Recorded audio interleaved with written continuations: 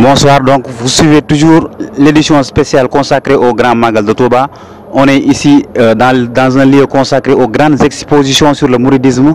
Donc on est en train ici d'interviewer un monsieur qui est là, donc une sœur qui est là, qui va nous expliquer le sens de ces expositions et le thème de ces expositions pour cette année. Tout d'abord, je me présente, c'est Mansour Seck. Mansour Seck. Voilà, je suis membre du comité scientifique qui organise la présente exposition. Donc on peut savoir, est-ce que ces expositions, cette année, c'est quoi le thème? C'est basé sur quoi cette année? Voilà, pour l'exposition, la 6e édition, puisqu'on est à la 6e édition, il y a un thème majeur qui porte sur la philosophie de la paix réhabilitée par Cheikh Ahmadou Bamba. En l'occurrence, l'apport, la vision de l'islam par rapport à la paix. La paix qui constitue une préoccupation très pressante aujourd'hui au regard de tous les foyers de tension qu'il y a et que malheureusement, et pour lesquels malheureusement l'islam est souvent pointé du doigt.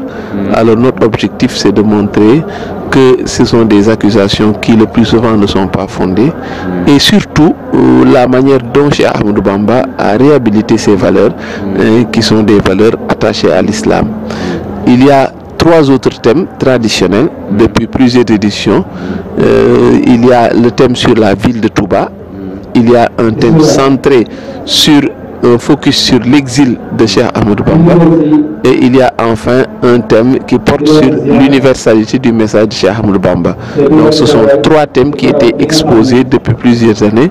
Il y a eu en substance le thème sur la paix, qui est peut-être l'innovation de cette année.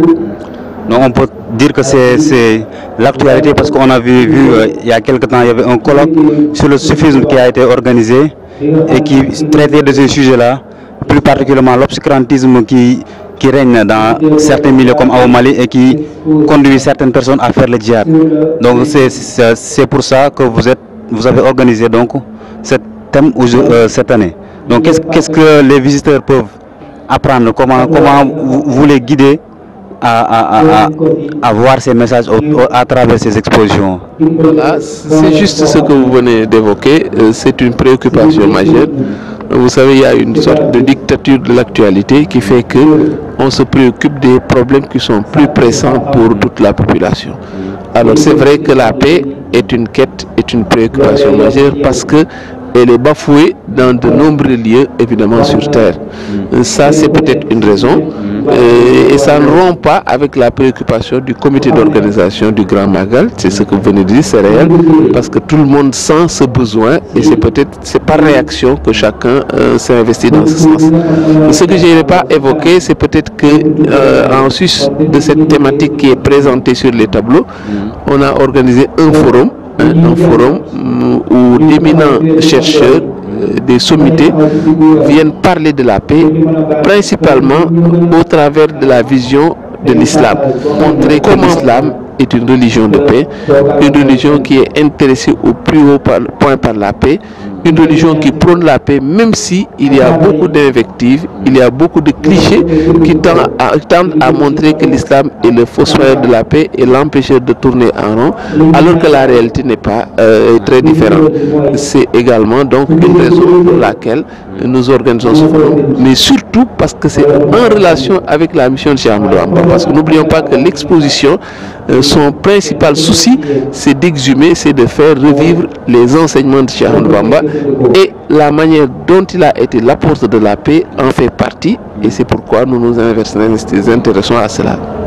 Donc comme si on va le sens du Magal déjà, Cheikh Ahmadou Bamba était un apôtre de la paix. Donc quand les colonisateurs étaient venus pour lui dire que c'était quelqu'un qui veut faire la guerre, il les a répondu d'une autre manière.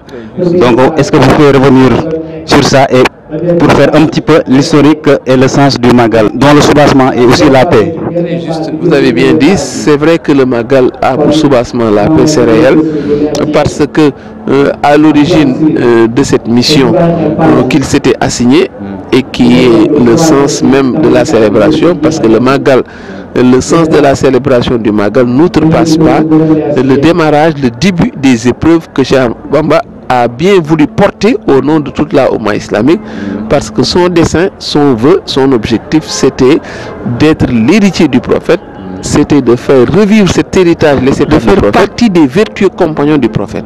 Et pour cela, il y avait un prix fort à payer, parce que ceux qui sont auprès du prophète, ils avaient investi leur sang dans la bataille de Badr, et la prescription du sang depuis la bataille de Badr est interdite dans l'islam. L'islam ne le négocie même pas. C'est pourquoi, en contrepartie, on lui avait dit qu'il devait supporter des épreuves, lui et lui seul. Il ne devait pas faire de mal à une mouche, il devait supporter avec la plus grande patience toutes ces épreuves jusqu'à arriver au point terminus. C'est ça donc le sens du Magal. Et comme vous l'avez dit dans un de ses écrits, il disait que vous m'accusez de faire la guerre, juste j'ai fait la guerre, mais je fais la guerre, mais mes armes c'est la science, mais également la crainte révérentielle, la paix.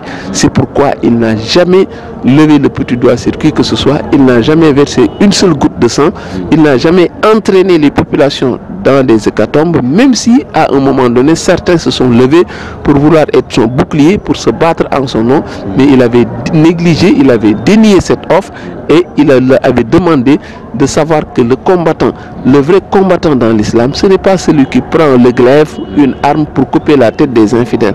Le vrai combattant, c'est celui qui coupe l'infidélité qui est en lui, ses défauts, ses vices, ses tares, ses insuffisances, de sorte à être un musulman digne de ce nom. C'est cela le véritable combattant. Donc à tout point de vue, on ne se rappelle jamais qu'il ait levé le doigt sur une petite mouche, et pourtant il est allé, il est revenu, il a guerroyé entre guillemets par les armes qu'il a évoquées, mais il a réussi brillamment et il a eu gain de cause, parce qu'on voulait faire oublier ses enseignements, mais la preuve du Magal est aujourd'hui l'expression éclatante des enseignements qui sont restés vivaces et qui n'ont jamais été effacés. Donc, on vous remercie, M. Matou Seck, de vos éclaircissements, et bon, on vous souhaite bon Magal, et on espère que tous ceux qui viendront ici trouveront ce message de paix que vous véhiculez à travers les expositions ici. C'est ce que nous souhaitons de tout cœur. Merci beaucoup.